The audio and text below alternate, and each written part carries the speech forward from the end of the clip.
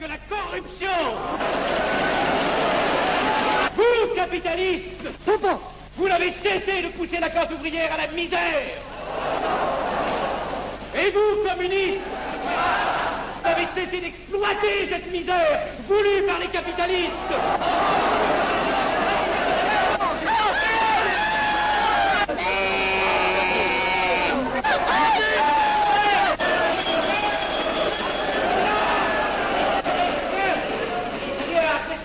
Et vous tous, parlementaires, désuets et périmés, n'insultez pas le parlementarisme.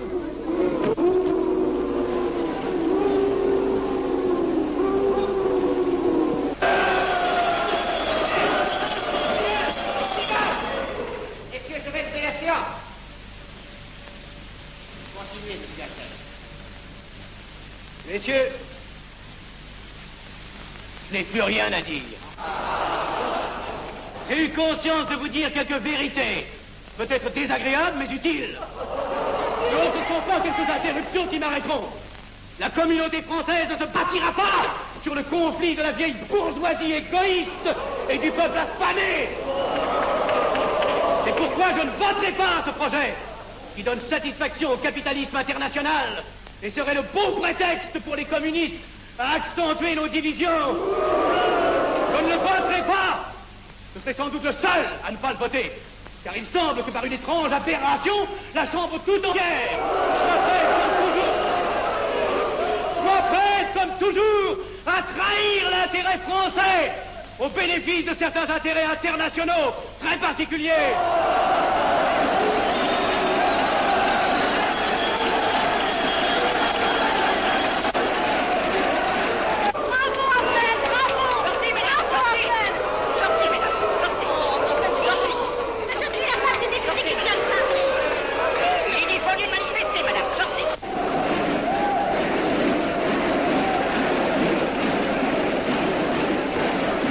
Il a du courage, ce petit Affnel.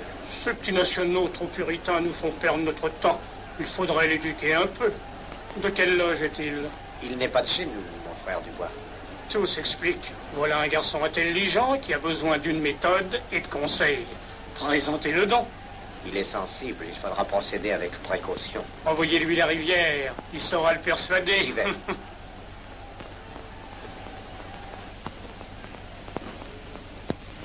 Mon cher vénérable, nous avons un service à vous demander. Enfin, dis donc, je vous suis tout dévoué. Le jeune Affnel qui vient de parler assez brillamment devrait subir les épreuves de l'initiation. La maçonnerie lui apporterait beaucoup et le disciplinerait. Ne croyez-vous pas? J'y pensais déjà. Nous allons nous en occuper activement. Alors, je suis brisé. Comment avez-vous trouvé mon discours? Excellent. Vous leur avez dit de fort bonne vérité. Ouais, ça n'a pourtant servi à rien, ils ont voté le projet. Ça ne sert jamais à rien de dire la vérité. Les gens n'aiment pas la vérité. Ils préfèrent de beaucoup les mensonges. Vous êtes cynique. Non. J'ai une certaine expérience politique, déjà ancienne. À propos, voulez-vous venir un peu avec moi? J'ai quelque chose à vous dire. Volontiers.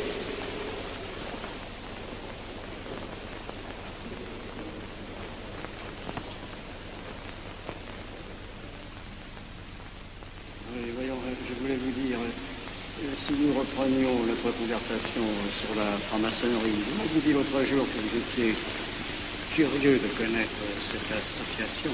Ah oui, on en dit tantôt du bien, tantôt du mal. Je vous avoue que je n'aime pas beaucoup les sociétés secrètes. La franc-maçonnerie n'est pas une société secrète. C'est une société discrète. Pourquoi éprouves-tu tant de répugnance à me voir entrer dans la franc-maçonnerie? Cette association me semble suspecte. Il ne doit y avoir que des arrivistes là-dedans. Non, voyons, nous sommes peut-être aussi des braves gens animés d'un idéal sincère. Le texte qu'ils m'ont donné est rempli de bonnes idées. Tu me diras que ça n'est qu'un programme affiché à l'entrée. Mais il me paraît loyal. Tu es un honnête homme, mon chéri. Mais tu as un grand défaut. Ah, et lequel? Tu ne vois jamais le mal.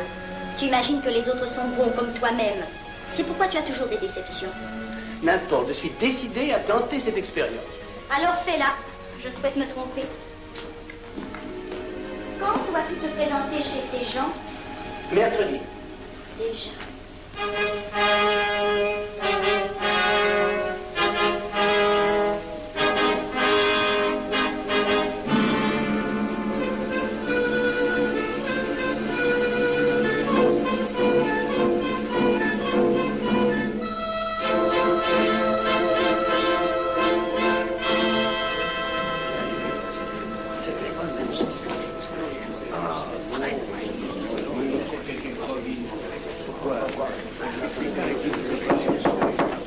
Mes frères, les travaux reprennent force et vigueur. La tenue du comité a voté l'interrogatoire du profane Abel. Nous allons lire les rapports confidentiels de nos enquêteurs. Pierre Avenel, né en 1902 à Laval, a fait sa première communion. Oh, mon frère Benaïs, je vous en prie. Mais déclare ne pas pratiquer régulièrement. A même cessé de fréquenter l'église. Très bien. Mais s'avoue spiritualiste.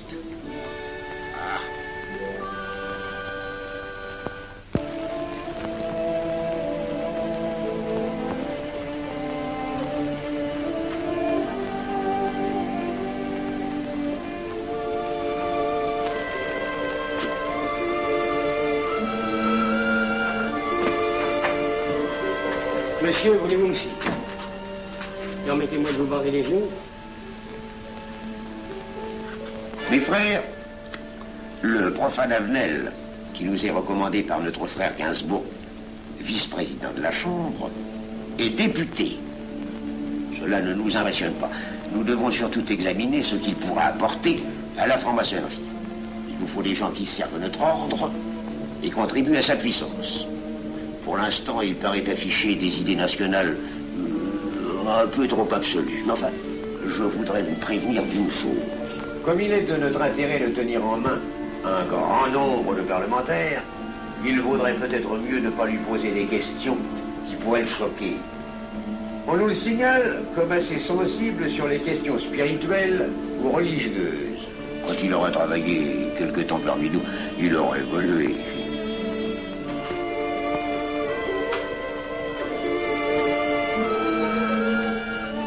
Voilà, le silence le plus absolu, mes frères.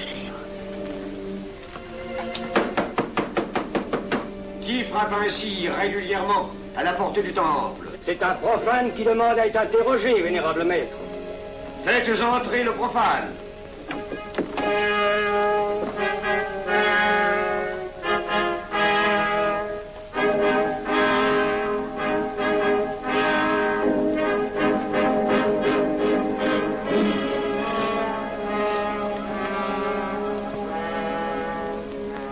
Monsieur, vous avez déclaré vouloir faire partie de la franc-maçonnerie. Mais nous désirons savoir qui vous êtes. Nous allons donc vous interroger sur vos sentiments, vos croyances, vos idées politiques. Répondez-nous sans vous troubler, mais en nous disant la plus stricte vérité. Consentez-vous à cet interrogatoire? J'y consens. Monsieur, croyez-vous en Dieu? Et pourquoi? Il semble être déçu par son premier contact avec la maçonnerie. Mais l'interrogatoire est assez pénible. J'ai dû paraître ridicule. Vous vous trompez. D'autres qui sont passés avant vous ont moins bien répondu. Vous avez été reçu avec une majorité convenable, 16 voix contre 10. Comment, j'ai eu 10 voix contre moi? Non, non. 2 seulement. 2. Mais les voix d'opposition comptent pour 5. Ah, un opposant de plus, et vous étiez blackpoolé. La maçonnerie est difficile sur le choix de ses candidats. Pas assez, mon cher, pas assez. Je dois même vous avertir que lorsque vous serez en loge, vous serez déçu. Le milieu maçonnique est épouvantablement médiocre. Vous verrez que vous nous apporterez plus que vous ne recevrez. Mais ces rites dont vous m'avez parlé, ces initiations mystérieuses... De bêtises. Il y en a qui y attachent un certain sens symbolique. La plupart des maçons rient eux-mêmes de ces vieilles pratiques désuètes. Seulement, le jour de votre initiation, tenez-vous bien, les épreuves de la cérémonie ne sont pas commodes.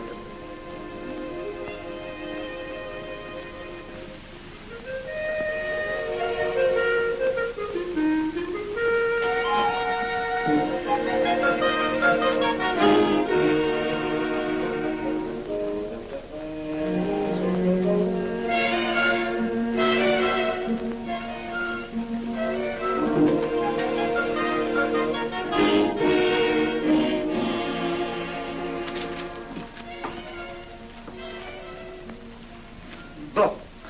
Attendez à la buvette, là. On viendra vous chercher. Mais c'est entendu, mon cher, je m'occupe de ton affaire. Tu peux compter sur moi. Mais c'est entendu, excuse-moi, la tenue va commencer, je suis un peu en retard. Bien, bien.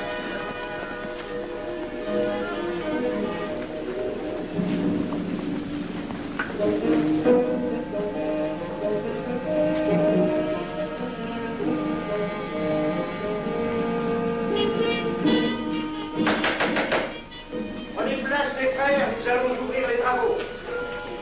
Mon frère Durand, veuillez prendre place à l'ordre.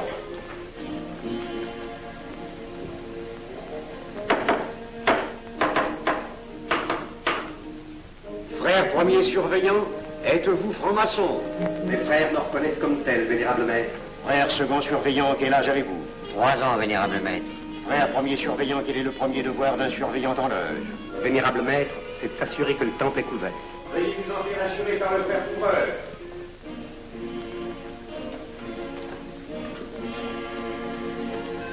Le temple est couvert, vénérable maître. Frère second surveillant, quel est le second devoir des surveillants en loge? Vénérable maître, c'est de s'assurer que tous les frères présents sont membres réguliers de la loge ou visiteurs connus. Debout et alors, mes frères. Frère premier et second surveillant, assurez-vous que tous les frères rangés devant vos colonnes sont membres réguliers de la loge ou visiteurs connus.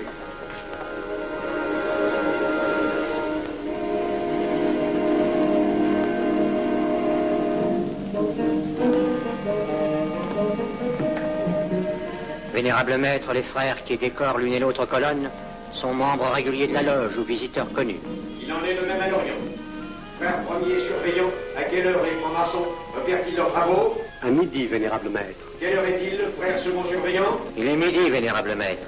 Puisqu'il est l'heure du travail, frère premier et second surveillant, invitez les frères de vos colonnes à se joindre à vous et à moi pour ouvrir les travaux de la respectable loge des enfants de l'univers Orient de Paris, au grade d'apprenti, en la forme accoutumée.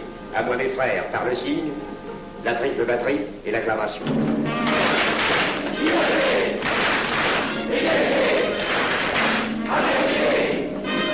Prenez place, mes frères, les travaux sont ouverts. Mes frères, l'ordre du jour appelle l'initiation du profane Avenel. L'atelier a voté dans une précédente tenue la mission du dit profane. Nous allons donc ce soir le recevoir solennellement. Mon frère couvreur, veuillez aller chercher le profane Avenel qui a écrit son testament philosophique dans le cabinet de réflexion.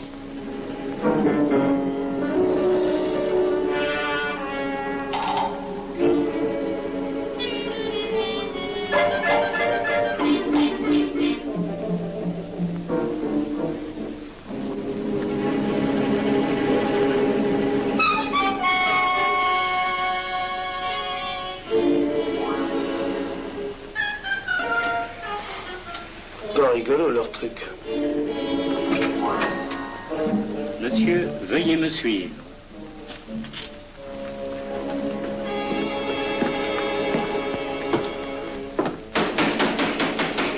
Qui frappe ainsi régulièrement à la porte du temple? Vénérable maître, c'est un profane qui demande à être reçu maçon s'il en est jugé digne. Frères, armez-vous de vos glaives. Faites entrer le profane.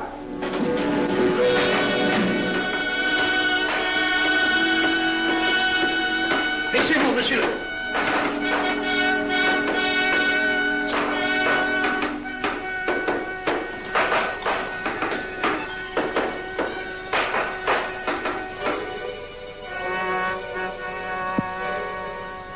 Monsieur, cette épée que vous sentez sur votre poitrine est toujours levée pour punir le parjure. Elle est le symbole du remords qui déchirerait votre cœur si vous deveniez traître à la société dans laquelle vous voulez entrer. Est-ce de votre propre volonté, en pleine liberté, que vous vous présentez parmi nous? Oui. C'est une institution qui ne procède que d'elle-même. Elle prend sa force dans la raison. Persistez-vous toujours dans vos intentions? Êtes-vous bien déterminé à vous soumettre aux épreuves, quelles qu'elles puissent être? J'y consens. En ce cas, confiez-vous à la main qui va diriger vos pas. Mais comme il serait imprudent de s'imposer des obligations dont on ne connaîtrait pas l'étendue, il est de la sagesse de cette respectable assemblée de vous dire quels seront vos devoirs si elle vous admet dans son sein. Le premier est un devoir absolu de secret sur tout ce que vous pourrez entendre et découvrir parmi nous, ainsi que sur tout ce que vous verrez et saurez par la suite. Je dois exiger de vous un serment prêté sur la coupe des libations. Consentez-vous à le prêter? Oui. Frère expert, faites approcher le profane. Et vous, maître des cérémonies, apportez la coupe des serments. Présentez la coupe au profane.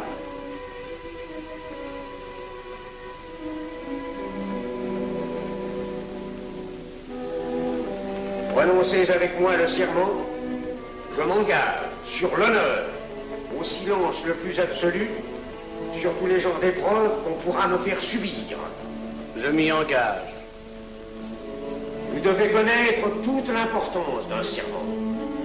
Si jamais vous manquiez à une parole aussi solennellement donnée, buvez. Buvez! Buvez! Que ce breuvage amer soit pour vous le symbole de l'amertume et du remords que laisserait dans votre cœur le parjure qui aurait souillé vos lèvres. Frère expert, emparez-vous du profane et faites-lui faire son premier voyage.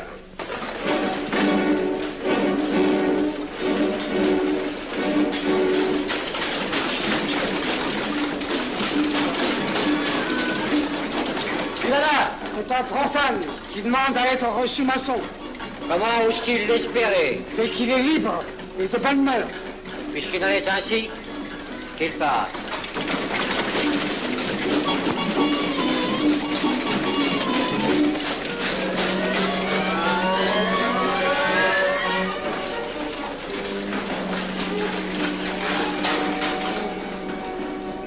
Monsieur, le voyage symbolique que vous venez de faire est l'emblème de la vie humaine. Le bruit que vous avez entendu figure les passions qui l'agitent. Les obstacles que vous avez rencontrés peignent les difficultés que l'homme éprouve et qu'il ne peut vaincre ou surmonter que grâce à l'aide qu'il trouve dans ses semblables. Frère expert, faites faire le deuxième voyage.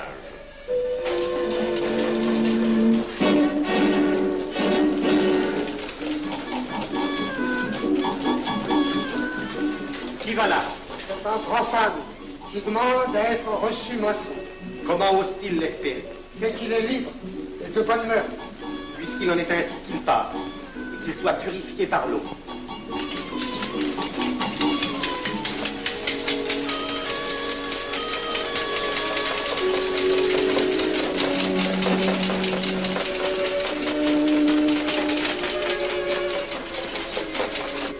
Monsieur, nous avons procédé à l'épreuve de l'eau qui représente l'épuration de votre esprit naissant à la vie maçonnique.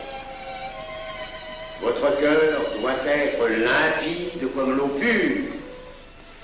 Frère expert, faites faire le troisième voyage.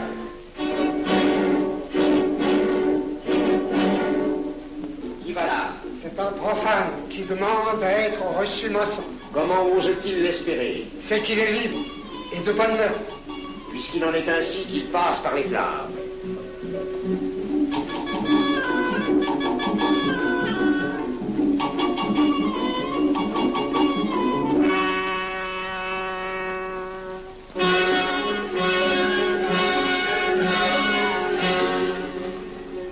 Monsieur, les flammes dont vous avez été environné ont achevé vos épreuves. L'ordre maçonnique dans lequel vous demandez à être admis pourra peut-être un jour exiger que vous versiez jusqu'à la dernière goutte de votre sang pour sa défense et celle de vos frères.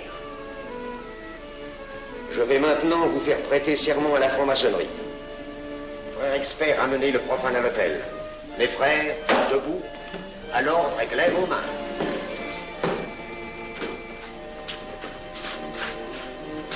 Moi, Pierre Avenel. Moi, Pierre Avenel. De ma propre et libre volonté, De ma propre et libre volonté. En présence de cette respectable assemblée de maçons. En présence de cette respectable assemblée de maçons. Je jure et promets solennellement. Je jure et promets solennellement. De ne jamais révéler aucun des mystères de la franc-maçonnerie qui vont m'être confiés. De ne jamais révéler aucun des mystères de la franc-maçonnerie qui vont m'être confiés. Quelle idée saugrenue ton mari a-t-il de se faire recevoir franc-maçon? Je lui ai déconseillé tant que j'ai pu, mais tu sais comme il est entêté. Il va se trouver dans un milieu d'arrivistes si médiocre. On l'a pourtant bien prévenu. Pourvu qu'il ne lui arrive rien. Il y a tant d'histoires qui courent sur le compte de ces sociétés secrètes. Ne t'inquiète pas, Pierre. Il saura se tirer d'un mauvais pas. Prudent. Pas assez. Monsieur, le serment que vous venez de prêter ne vous donne-t-il aucune inquiétude? Consentez-vous à le renouveler lorsque vous aurez reçu la lumière? Je le renouvellerai. Mes frères, nous allons donner la lumière aux profanes. Frère couvreur, préparez-vous à accomplir votre office. Que la lumière lui soit donnée à mon 3e coup de maguet.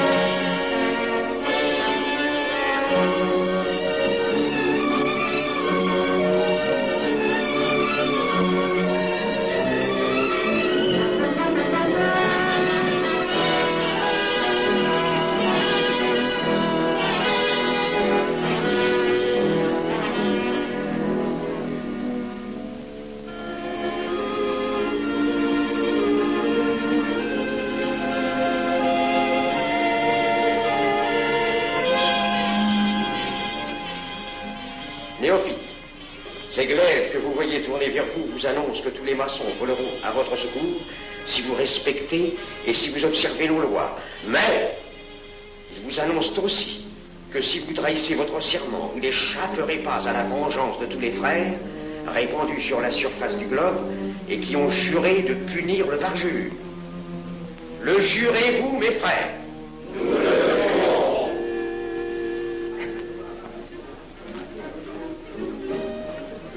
Mes frères, à la santé de notre nouveau frère. À votre santé.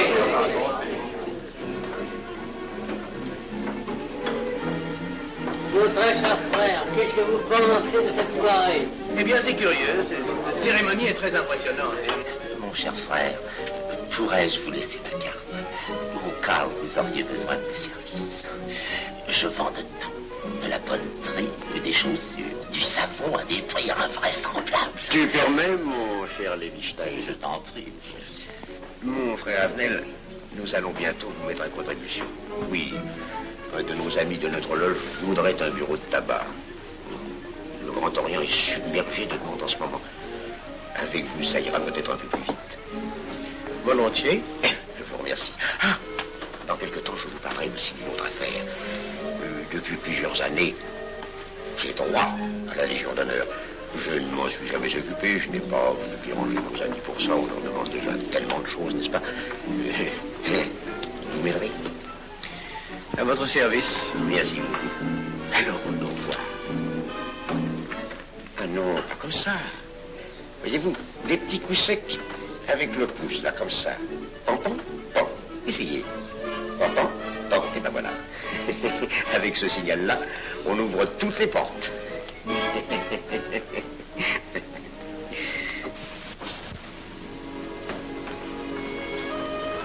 Alors, content? Bon. Tu as l'air contrarié. Oh non. Déjà déçu? Pas encore. Tu me raconteras la séance. Ah, j'ai juré de ne rien dire. Même à moi? Écoute, c'était pas ridicule. C'était étrange.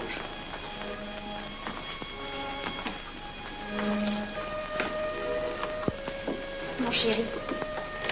Oh, mon chéri, c'est idiot, mais j'ai peur pour toi. Qu'est-ce que tu veux qu'il m'arrive? Oh, mon grand.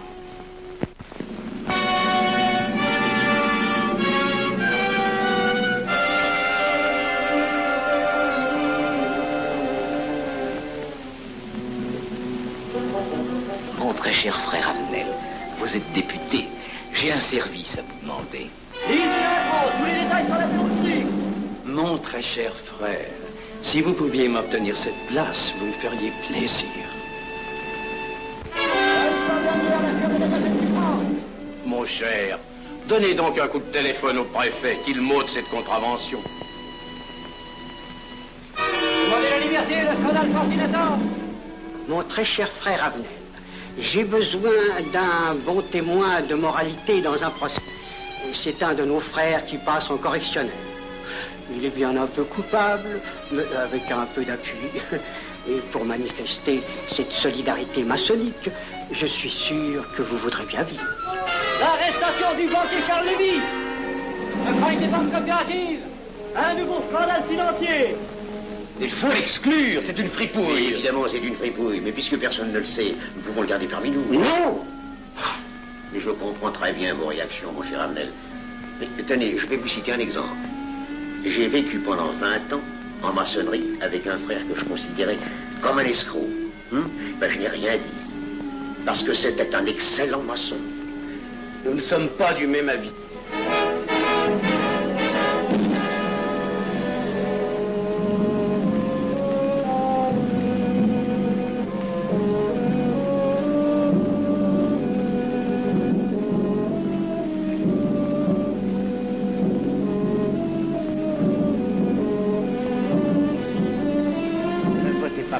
Pourquoi? C'est un adversaire de la maçonnerie. Et son projet est excellent. Qu'importe, il nous dessert. Vous n'avez pas l'air de mon avis. Non. Non, je ne ferai pas ce que vous voulez. Je vous demande de vous conformer à la discipline républicaine. La discipline républicaine et maçonnique. Je sais ce que c'est, allez, c'est une canaillerie. Mon frère, ne laissez pas vos paroles dépasser votre pensée. Oh, ne croyez pas que je sois en colère, non, j'ai tout mon sang-froid au contraire. Et c'est pour ça que je ne voterai pas cette loi unique. Vous détruisez ce pays en l'empoisonnant doucement. Avenel, vous ne parlez pas sérieusement. Mais vous ne comprenez donc rien.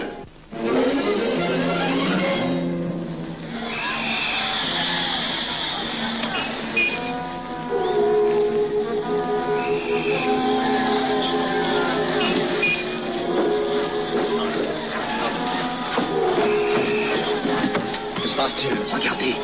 Mais calmez-vous, mon vieux. Ce n'est rien. Rien.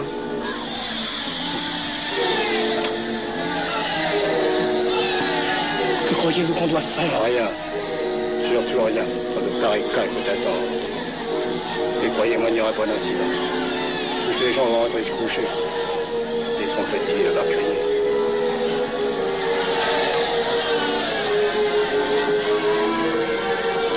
Qu'en pensez-vous, Avenel? Je voudrais être avec eux, place de la Concorde. Vous ne parlez pas sérieusement? J'ai pas envie de rire.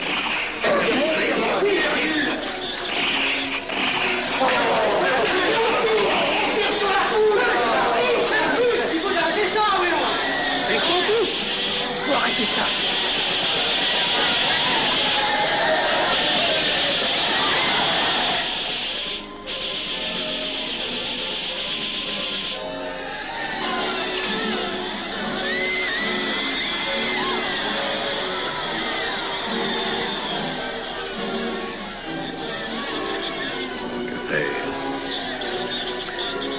Trop tard.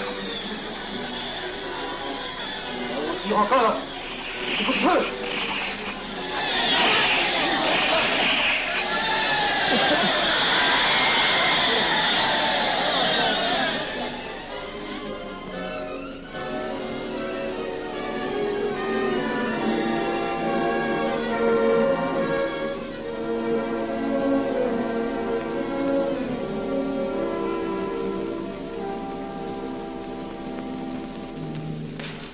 messieurs, nous avons établi définitivement la liste des membres de la commission d'enquête. Tout le monde est bien d'accord pour la soumettre au vote de la Chambre.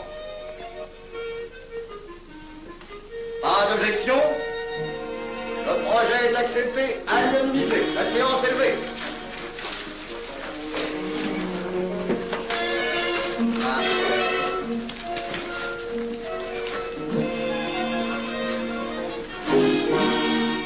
Vous pensez que ça va marcher? Je ne prévois pas d'opposition. Si cela est ainsi, nous risquons de nous en tirer. Je le crois sincèrement. Nos frères députés nous attendent dans un salon voisin. Ils sont impatients de vous entendre. Allons-y. Avenel. À propos, cher ami, je vous ai mis d'office dans la commission d'enquête. Moi, pourquoi? C'est indispensable. J'ai besoin de vous. Venez avec nous. Vos amis nous attendent.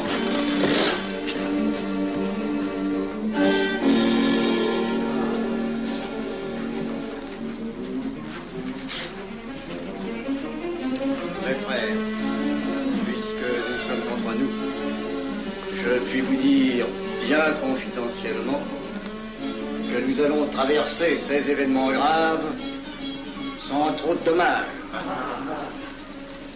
La commission vient d'accepter tout à l'heure les listes que nous avons proposées pour la commission d'enquête.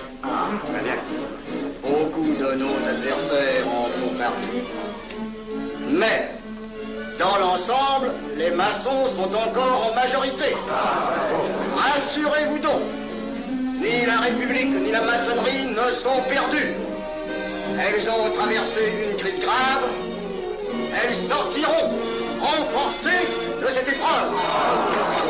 Merci.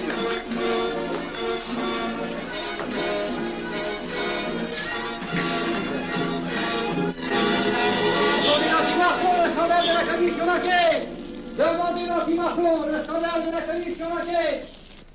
Vous me demanderez successivement le Quai d'Orsay, la Banque de France, l'état-major, le secrétaire général du Parti radical socialiste, le temps et les usines d'aviation Guerlain. Bien, monsieur.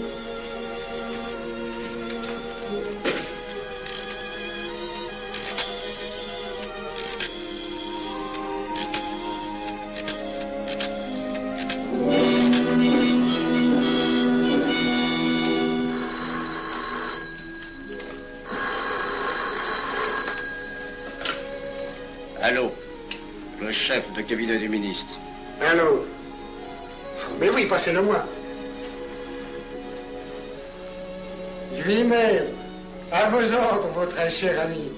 Je ne peux rien vous dire par téléphone. Il pleut. Vous me comprenez? À merveille. Alertez tous nos amis à l'étranger.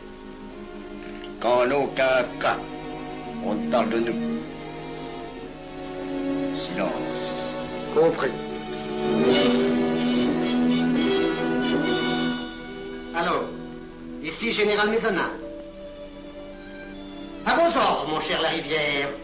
Je compte sur vous, mon cher général, pour que l'armée ne varie pas politiquement. Elle doit rester divisée, avant tout. Ne craignez rien, j'ai déjà procédé à des changements importants. Tous les officiers suspects d'être contre nous ont été éloignés de Paris et séparés les uns des autres. Mes frères, il est indispensable de franchir cette mauvaise passe. Il ne faut pas trop de mouvement de bourse. N'est-ce pas, mon frère sous-gouverneur? Nous maintiendrons la monnaie. La presse de droite doit essayer d'attaquer la presse de gauche. Pendant quelque temps. Pour donner le change. C'est entendu.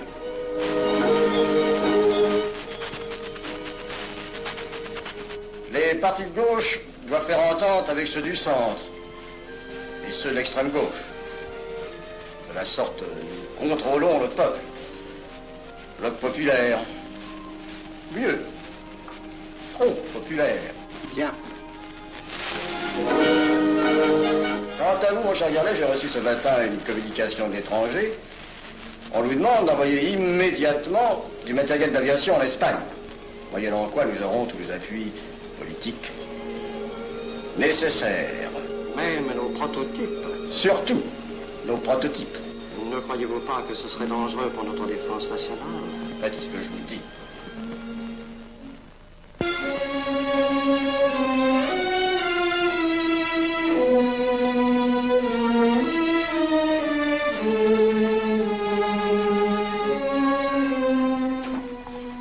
Monsieur Avenel, faites entrer.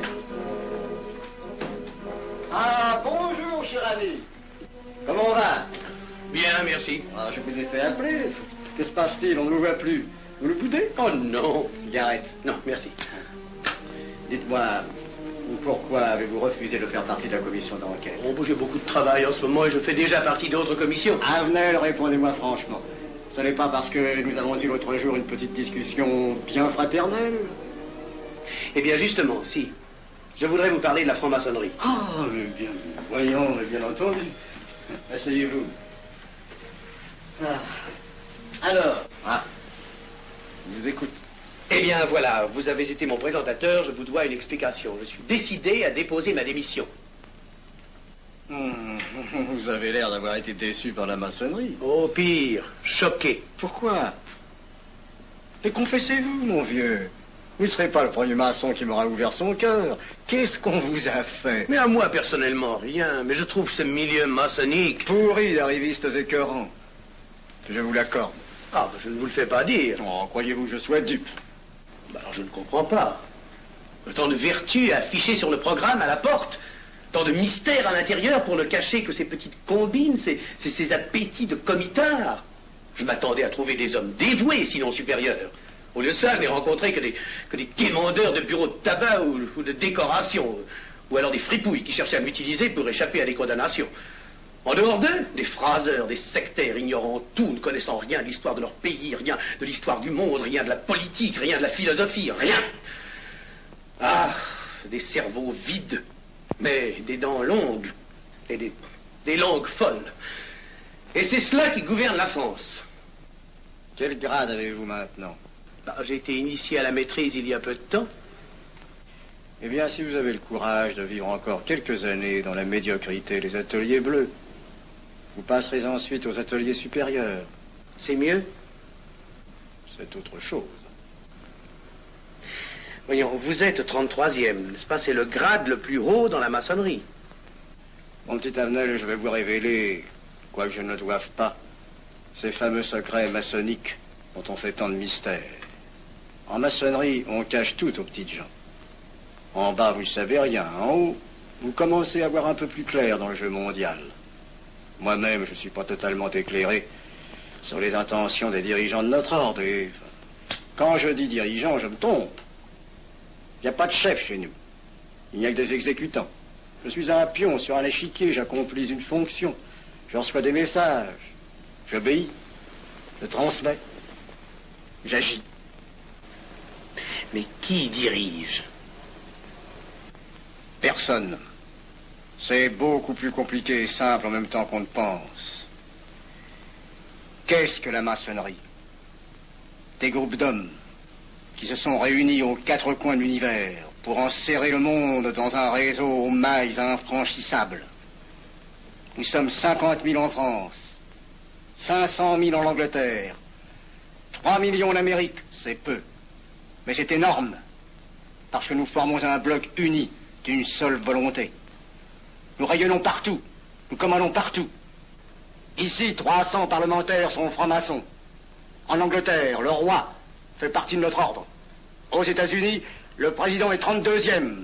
Il n'y a pas un pays où nous n'ayons nos appuis secrets, nos hommes, nos banques, nos groupes dévoués. Et ceci n'est rien.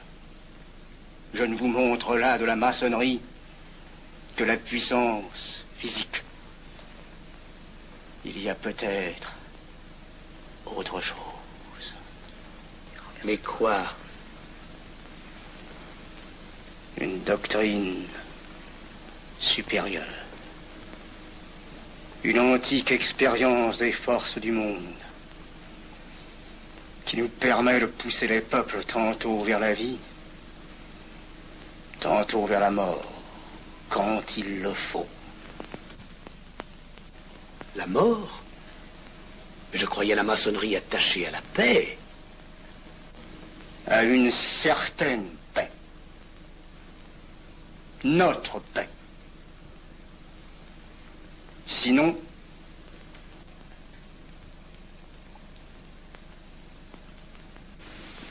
alors,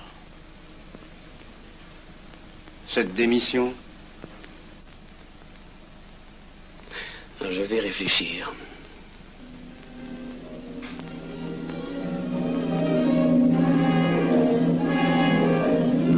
Alors, il n'y a qu'une solution, la guerre. Pour réussir à déclencher la guerre, la maçonnerie a besoin de tous ses hommes. Sur combien de voix pouvons-nous compter à la Chambre? Nos frères parlementaires sont à peu près tous sûrs. Sauf un que j'oserais nommer, car il fait partie de notre loge. Qui donc? Avenel. Il tient des propos contre le Grand Orient et qu'il accuse de vouloir déclarer la guerre à l'Europe. Je n'ai jamais eu confiance en ce type-là. C'est une faute de l'avoir laissé entrer ici. Nous pouvons encore leur amener de meilleurs sentiments. D'autres que vous réussissiez. Qui sait? Nous avons peut-être les moyens pour ça.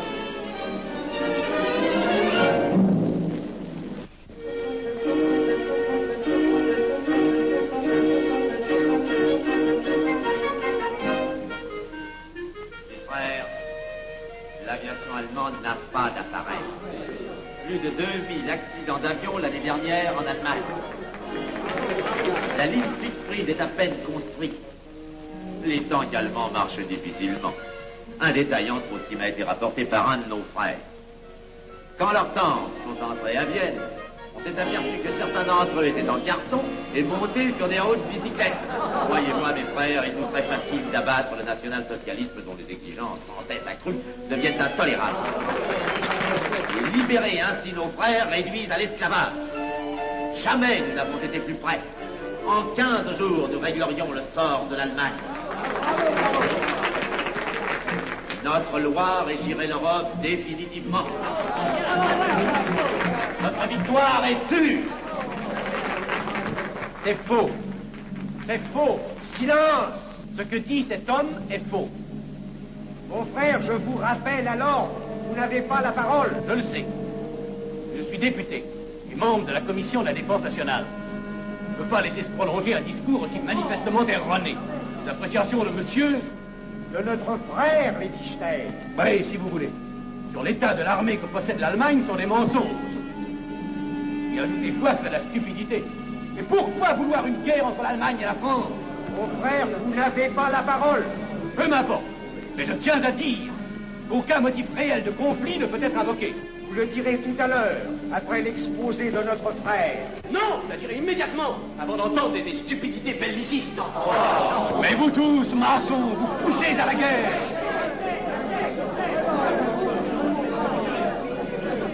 Pour que ce pays soit gouverné par vos lois, par les Juifs, et la maçonnerie surtout.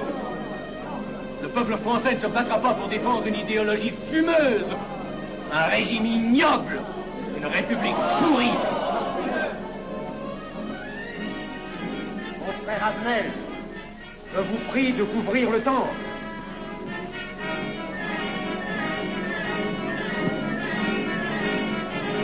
Vous êtes tous des menteurs et des faussaires. Tout chez vous n'est qu'une sinistre comédie.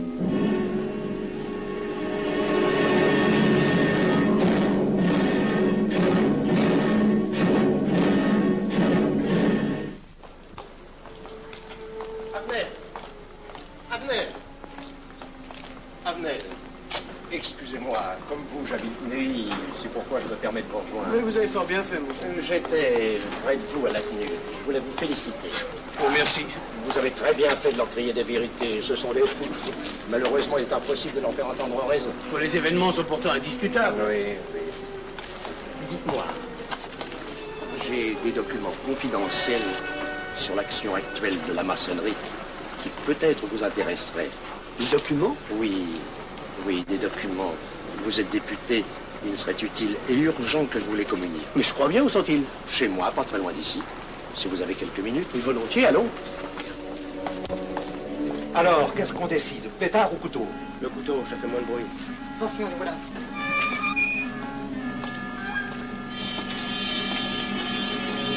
Un instant, je vais voir si...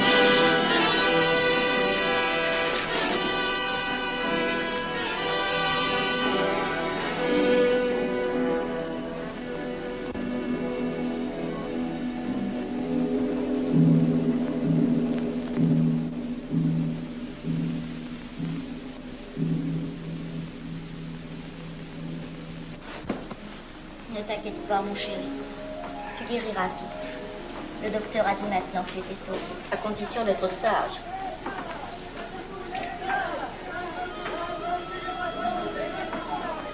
Qu'est-ce qu'on entend? C'est la mobilisation générale, mon chéri. Quoi, la mobilisation? Ne t'agite pas, je t'en supplie. Je n'aurais pas dû te le dire, mon Dieu.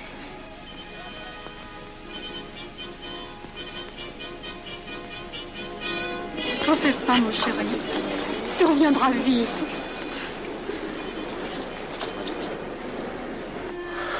Les brutes. Ils sont arrivés. Ils ont réussi à déclencher leur guerre. Oh, ne bouge pas. Tes plaies sont à peine fermées. Si j'étais pas tombé sous les coups de ces criminels, j'aurais peut-être pu arrêter ça. Mais non, tu n'aurais rien pu empêcher, mon chéri. Ces hommes sont plus forts que toi. Ils ne t'auraient pas manqué.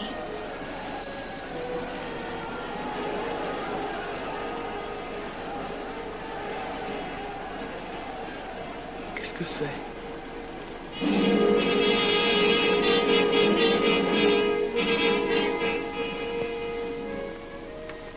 Les malheureux. S'ils savaient ce que je sais.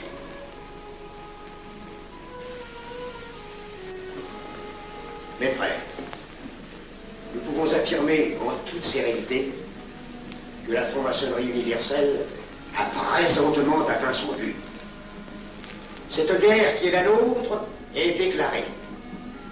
Elle doit aboutir au triomphe de notre ordre. Il importe que le monde soit définitivement gouverné selon nos méthodes et par nos idées. Debout et alors.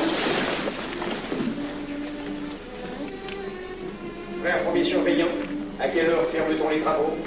À minuit, vénérable maître. Quelle heure est-il, frère second surveillant? Minuit, vénérable maître. Puisqu'il est minuit et que nous avons accompli notre œuvre, je déclare les travaux clos à mon maillet. Retirons-nous en fait, mes frères, sous la loi du silence.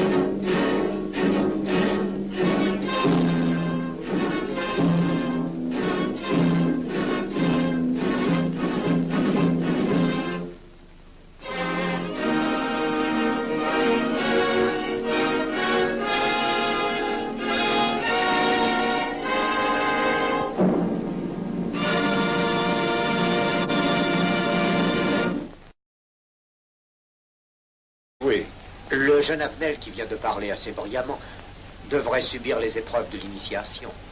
La maçonnerie lui apporterait beaucoup et le disciplinerait. Ne croyez-vous pas? J'y pensais déjà. Nous allons nous en occuper activement. Alors, je suis brisé. Comment avez-vous trouvé mon discours? Excellent. Vous leur avez dit de fort bonne vérité. Ouais, ça n'a pourtant servi à rien, ils ont voté le projet. Ça ne sert jamais à rien de dire la vérité. Les gens n'aiment pas la vérité. Ils préfèrent de beaucoup les mensonges. Vous êtes cynique. Non. J'ai une certaine expérience politique, déjà ancienne. À propos, voulez-vous venir un peu avec moi? J'ai quelque chose à vous dire. Volontiers.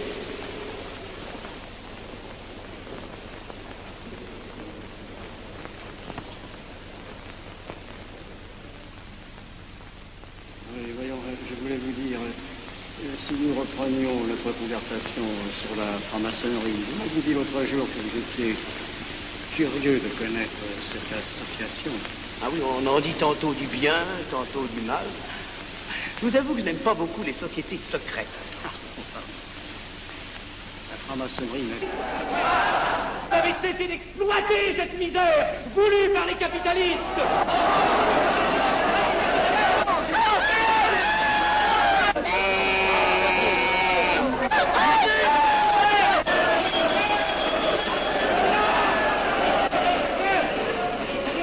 silence. Et vous tous, parlementaires, désuets et périmés, N'insultez pas le parlementarisme.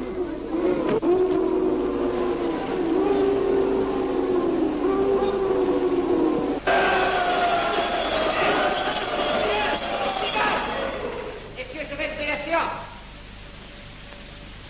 Continuez, monsieur Gachet. messieurs, je n'ai plus rien à dire. J'ai eu conscience de vous dire quelques vérités, peut-être désagréables, mais utiles. Non, ce ne sont pas quelques interruptions qui m'arrêteront. La communauté française ne se bâtira pas sur le conflit de la vieille bourgeoisie égoïste et du peuple affamé. C'est pourquoi je ne voterai pas ce projet qui donne satisfaction au capitalisme international et serait le bon prétexte pour les communistes à accentuer nos divisions.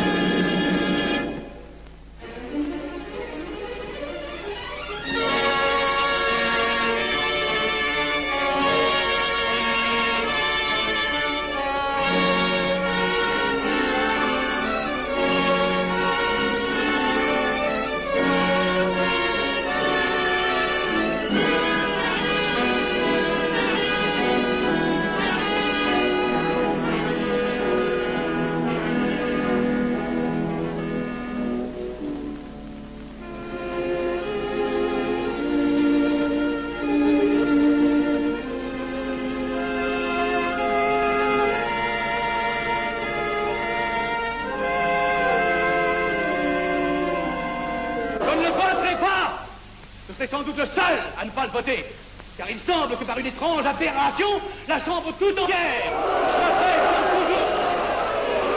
soit prête, comme toujours, à trahir l'intérêt français au bénéfice de certains intérêts internationaux très particuliers.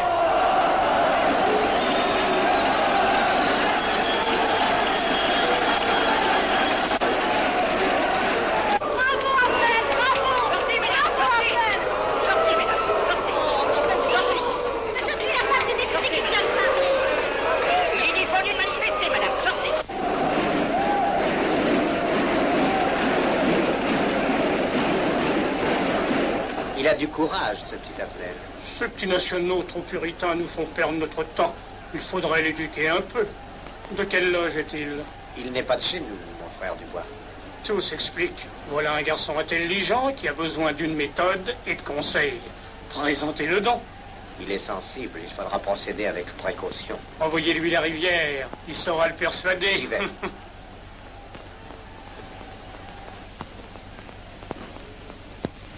Mon cher vénérable, nous avons un service à vous demander. Enfin, dis donc, je vous suis tout et vous.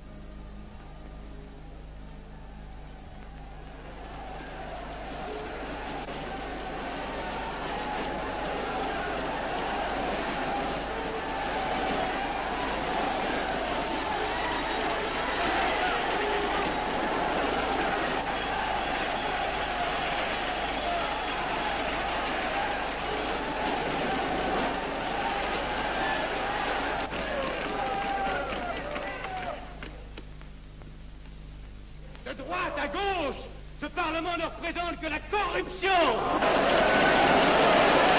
Vous, capitalistes, vous n'avez cessé de pousser la classe ouvrière à la misère. Et vous, communistes,